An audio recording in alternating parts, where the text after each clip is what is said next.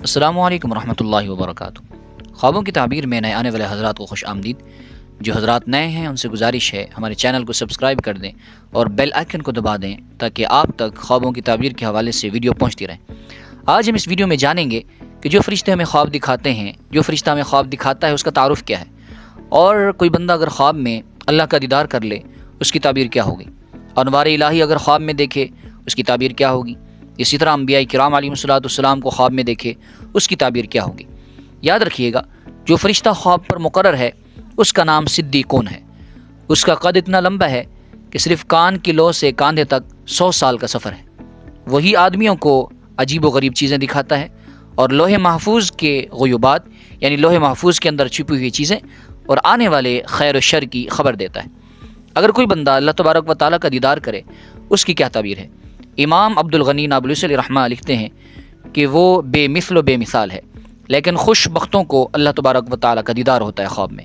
حضرت امام اعظم ابو حنیفہ رضی اللہ تعالیٰ عنہ کو 100 بار خواب میں دیدار الہی نصیب ہوا، لیکن بیداری میں صرف اور صرف ہمارے نبی پاک علیہ الصلوۃ والسلام کے علاوہ کسی کو یہ شان و عظمت نصیب نہیں ہوئی۔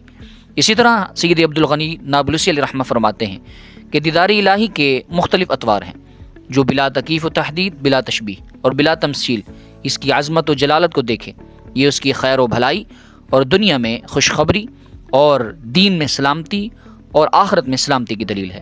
اگر معاذ اللہ اس کے برعکس دیکھے، یعنی وہ اللہ تبارک و تعالیٰ کو غیظ و غضب میں دیکھے، تو اس کے برے حال کی دلیل ہے، بالخصوص جب اس سے وہ ہم کلام نہ کرے۔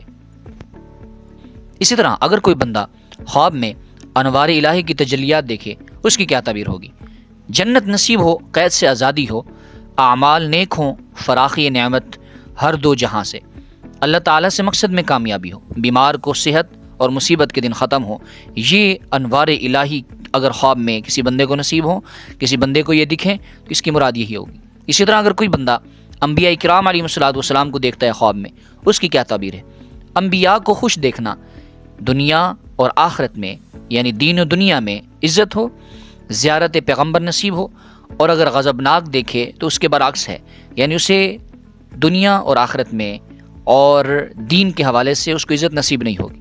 اللہ تبارک و تعالی اپنے حبیب نبی پاک علیہ الصلوۃ والسلام کی برکت سے ہم سب کا خاتمہ بالخیر فرمائے اور ہمیں اپنے اور اپنے پیارے محبوب نبی پاک علیہ الصلوۃ والسلام کی فرما برداری میں زندگی بسر کرنے کی توفیق عطا فرمائے۔